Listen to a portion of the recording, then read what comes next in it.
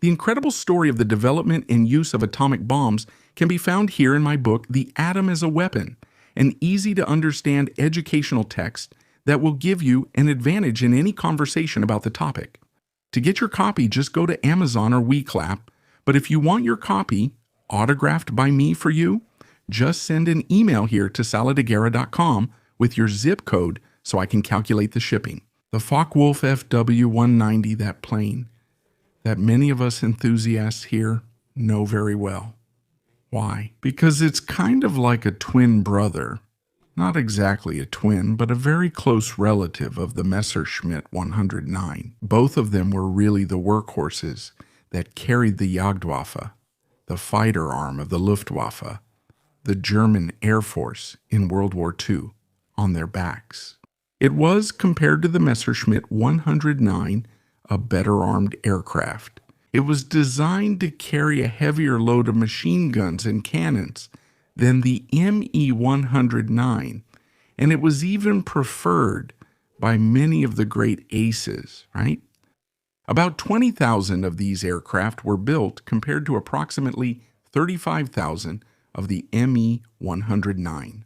But if you look at the list of aces, you'll see that the greatest of them, Erich Hartmann, preferred the Me-109. But right after that, Gerhard Barkhorn, the second, preferred the FW-190. And we continue with Ginter Howe in third place, preferring the Me-109. And finally, in fourth place, Otto Kittel, who preferred the FW-190. So both planes had their limitations, but they also had their advantages, right? Which made each one the ideal platform for that specific fighter pilot. This plane made its combat debut in the skies of France on the Western Front in August 1941.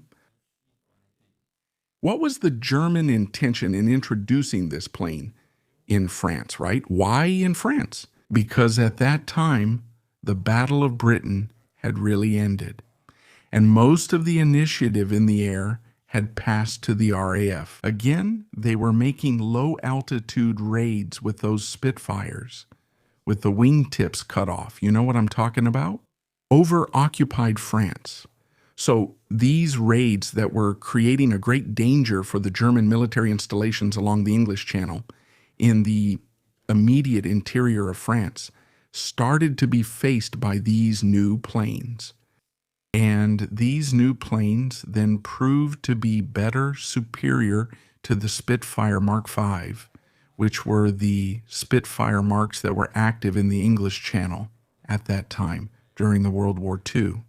The Focke-Wulfs basically outperformed the Spitfire V in every aspect except for turning radius. However, the Focke-Wulf FW-190 also had a limitation when it came to operating as a high-altitude interceptor. And that meant the Messerschmitt 109 could never be fully and properly replaced by the Focke-Wulf. Yeah, those later versions of the Focke-Wulf, the Focke-Wulf D series, and even the TA-152 Wright, which had big noses, were Focke-Wulfs that had solved that problem of high-altitude operation. However, the short-nosed Focke-Wulfs from the A series never had that problem solved, right? Like I said, it debuted in August 1941 on the Western Front, but in September 1941, more than a year later, it debuted on the Eastern Front against the Soviet Union, precisely providing support for Operation Blue, right? The offensive against Stalingrad. And there in the Soviet Union, German pilots used it not only as an interceptor, but also for attack missions.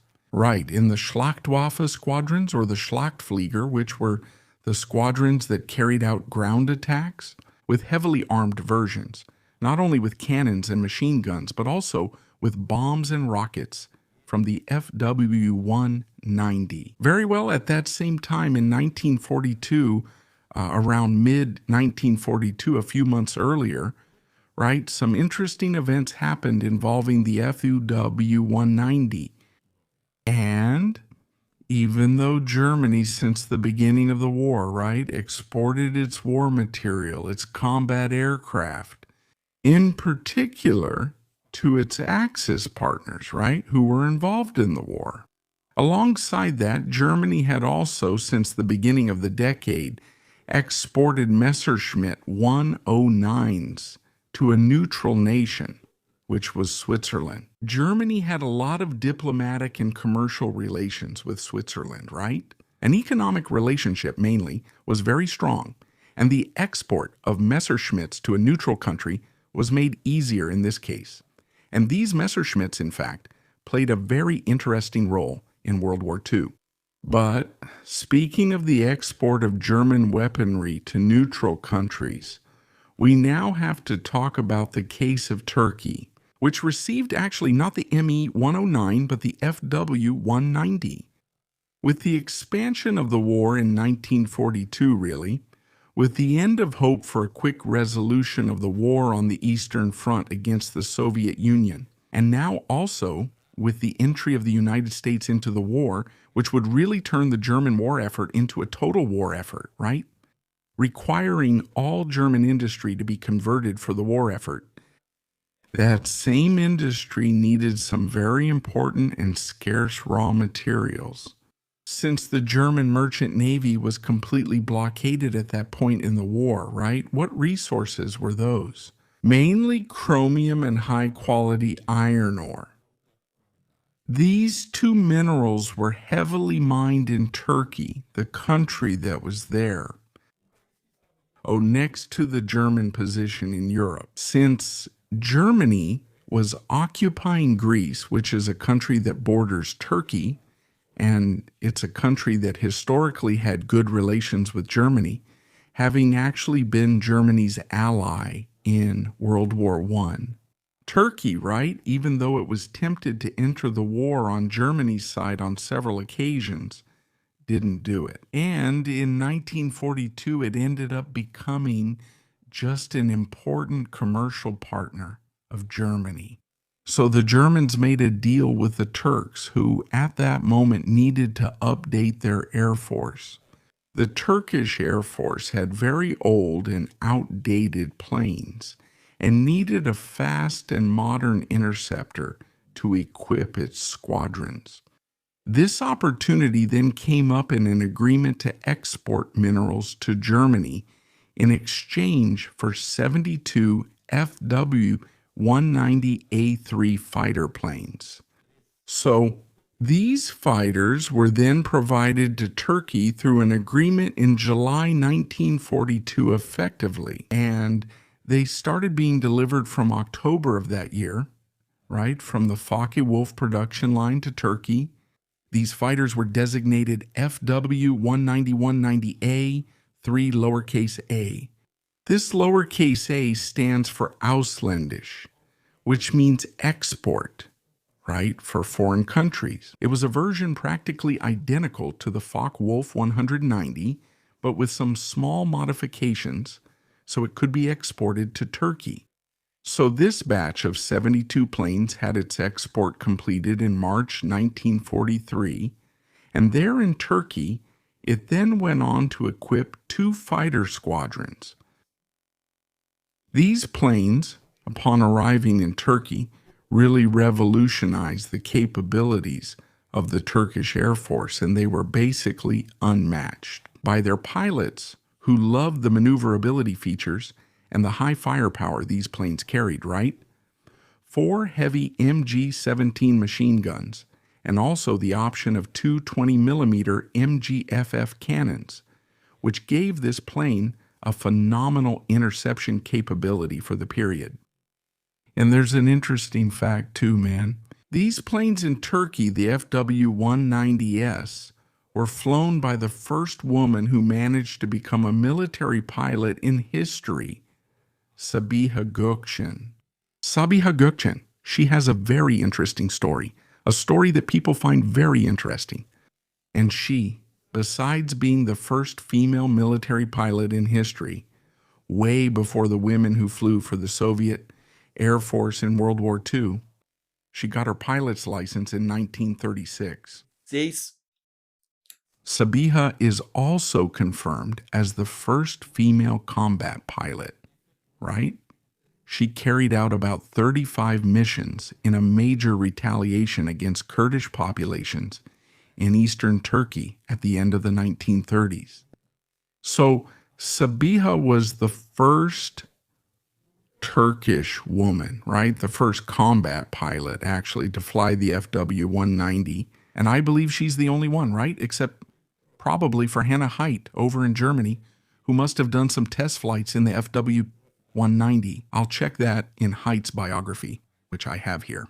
Sabiha Gökçen is the first woman to fly the FW-190, or at least the first female combat pilot to fly the FW-190, right?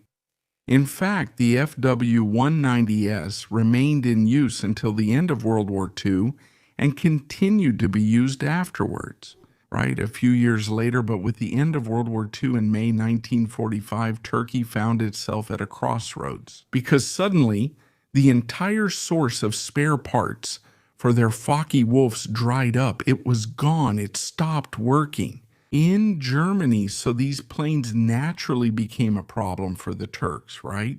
And the Turks started getting closer to the West. They started getting closer to the Americans. And even before joining NATO, because Turkey is a member of NATO, if you didn't know, the Turks reached an agreement with the Americans in 1947 to start exchanging their Focke-Wulfs for Republic P-47D Thunderbolts, the same fighter model that the Brazilian Air Force used at the time, right? So in 1947, several of these Focke-Wulfs began to be decommissioned. The last one ended up being decommissioned in 1949-9, right? So yeah, what happened to those 72 Turkish Focke-Wulfs is a big mystery. But what we know for sure is that all of them ended up going to the scrapyard. All 72 Focke-Wulfs ended up being destroyed. In fact, there was talk for a long time, it's an old story going back decades, okay? That 50 of these Focke-Wulfs were supposedly flown to the Kayseri Air Base, and there they were covered with paper, film, or something like that, and buried. These Focke-Wulfs were supposedly buried to prevent them from being destroyed. But just like that story about, I think, also 50 Spitfires buried in crates in Burma, that never led to anything, so it's quite possible it's just a tall tale. Well, what happens? We get to our time with Turkey having none of its original 72 Focke-Wulfs left, which wasn't, at the time, a concern for the country to preserve those aircraft for posterity, right?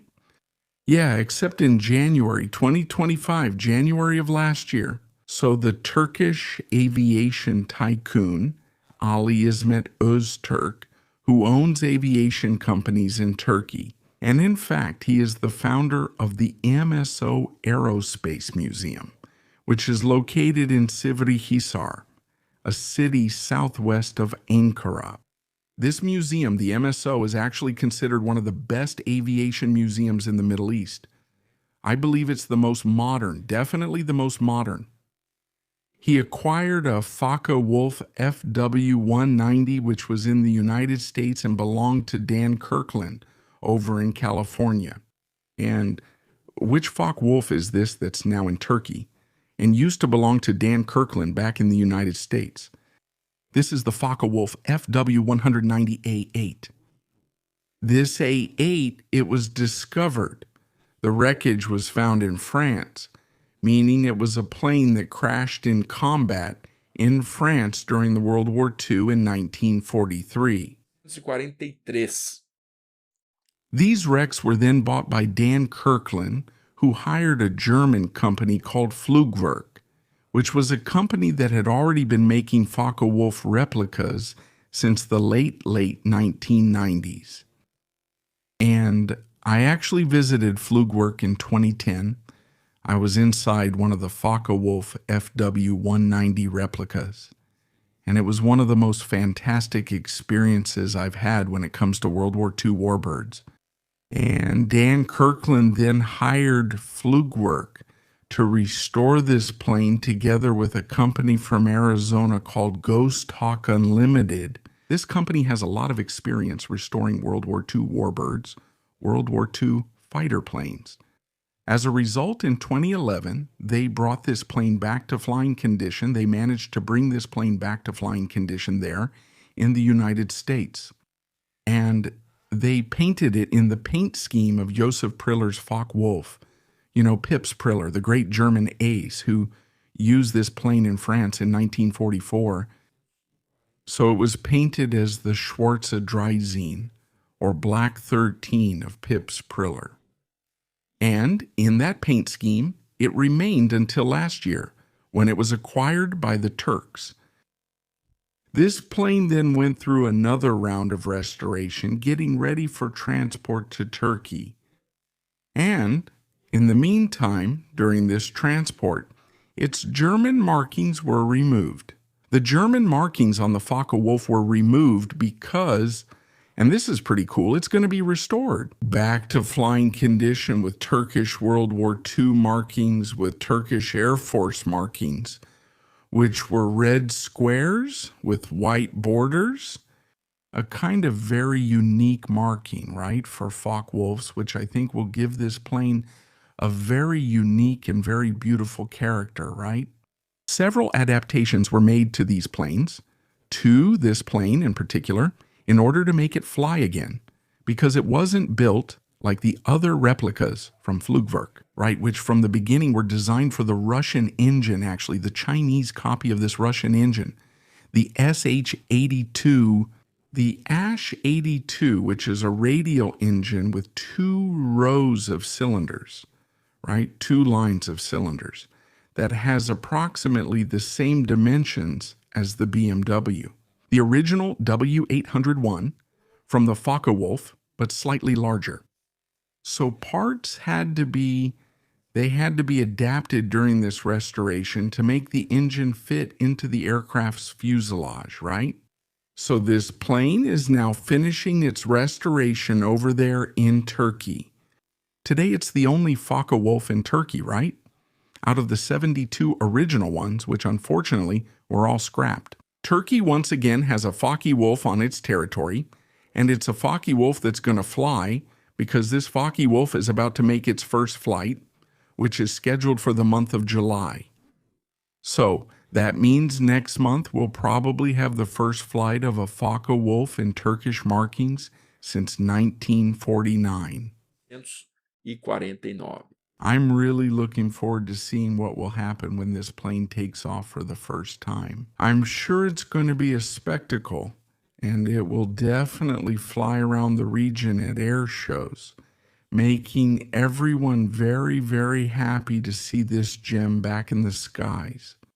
And now tell me, did you already know the story of the Focke-Wulf FW-190 in the Turkish Air Force? Let us know here in the comments. If you like this video, then share it with your friends and also give us a thumbs up. Don't forget to subscribe to Sala de Guerra so you don't miss anything. I'll stop here for now. Thank you again for watching, and here's a big hug from Sala de Guerra.